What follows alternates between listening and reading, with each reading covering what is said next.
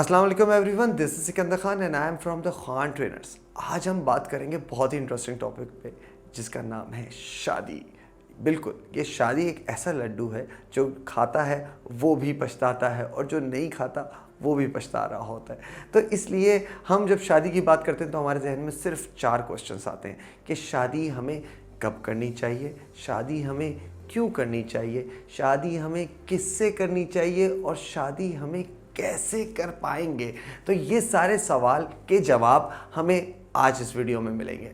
तो आइए video start करते हैं। सबसे पहले हम बात करेंगे शादी कब करनी चाहिए। शादी कब करनी चाहिए ये जानने के लिए हमें सबसे पहले अपना बैकग्राउंड जानना ज़रूरी है कि हमारा क्या बैकग्राउंड है, हम किस तबके से बिलोंग करते हैं, हमारी क्या सोशल वैल्यूज़ हैं, हमारे क्या ट्रेडिशंस हैं। आपको पता है डिफरेंट लोगों के डिफरेंट कस्टम्स होते हैं। बहुत सारे एरियाज़ में पाकिस्तान के अंदर, इंडिया में, बल्कि all over the world I can say कि जहाँ पर शादियाँ बहुत कम उम्र में हो जाती हैं और बहुत सारे ऐसे भी एरियाज़ हैं इस दुनिया में जहाँ पर शादियाँ 30-30, 40-40, 50-50 साल की उम्र में भी हो रही होती हैं। तो ये जो डिफरेंस है, ये डिफरेंस हम जब तयन करते हैं, जब हम अपनी सोशल वैल्यूज़ देखते हैं तो हमें पता होता है कि हम शादी कब कर सकते हैं। अच्छा, और शादी कब करने के लिए सबसे पहले इम्पॉर्टेंट चीज़ को समझना बहुत ज़रूरी है कि जब आपको ये लगे कि आप इंडिपेंडेंट हो गए हैं। अब जब मैं बात करता हूँ इंडिपेंडेंसी की, तो ये इंडिपेंडेंसी दोनों फ़रीक़ैन के ऊपर लागू होती है। मतलब लड़की के ऊपर भी लागू होती है और लड़के के ऊपर तो लागू होती ही है कि लड़के को इंडिपेंडेंट जब बनना है जब वो ये सोचेगा कि हाँ, मैं कुछ अपनी लाइफ में कर सकता हूँ और मैं अब अपना ख्याल रख सकता हूँ। जब आप अपना ख्याल रख सकते हो तो फिर आप किसी और की अपने ज़िम्मेदारी लेते हो। तो सबसे पहले ज़रूरी ये चीज़ है कि हमें देखना है कि हम इंडिपेंडेंट हैं। अच्छा, इंडिपेंडेंट अक्सर व बेशतर लोग उसको कहते हैं कि आपके पास मनी है, आपके पास पैसा है, आपके पास प्रॉपर्टी है, तो then you become independent. No, it's not about that. Independent in terms of your thoughts, independent in terms of your activities.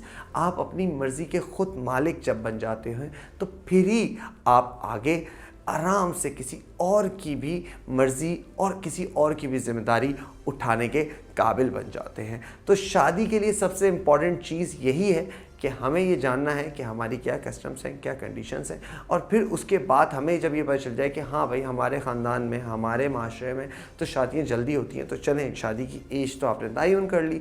अब आपको कब करनी है? तो जब करनी है जब आपको ये लगे कि आप टोटली इंडिपेंडेंट हो चुके हैं। इसी के साथ हम दूसरे टॉपिक के ऊपर बात करते हैं, शादी क्यों करनी चाहिए। शादी करने की वजह सिर्फ एक ही होती है कि जब हम ये सोचते हैं कि हमें शादी के बाद अपनी फैमिली प्लानिंग करनी है और हमें अपनी फैमिली को आगे बढ़ाना है। अक्सर व बेशतर हमारे पास ऐसी मिसालें और ऐसे किस्से सुनने को आते हैं कि जब लड़के और लड़की की शादी होती है और फिर वो उसके बाद ये सोचते हैं कि नहीं, अभी फ़िलहाल we don't want to have a child. जब आप ये सोचते हैं कि हमको बच्चे नहीं चाहिए तो फिर एक सवाल आता है कि आपने शादी ही क्यों की। शादी का मकसद ही फैमिली है। फैमिली का मकसद ही कि आपके अपना परिवार, अपना ख़ानदान है कि जब आप अपने ख़ानदान को आगे बढ़ाने के लिए बढ़ते हैं तो उसी वक्त आप ये इतना बड़ा डिसीजन लेते हैं। और शादी करने की वजह एक और भी बहुत इम्पॉर्टेंट है। जब आप ये सोचते हैं कि जब आप अपने आप को, अपने दीन को, अपनी सोसाइटी को, अपने इर्द गिर्द के लोगों को, सबको खुश रखना चाहते हैं और एक कंप्लीट लाइफ गुजारना चाहते हैं, तो फिर आप जाके शादी करते हैं। तो शादी करने का सबसे आसान रीज़न यही होता है। हर इंसान का अपना रीज़न भी हो सकता है, मैं इस बात को मानता हूँ, लेकिन एक कॉमनली एक बात सोची जाए तो शादी करने की सिर्फ एक ही वजह होनी चाहिए।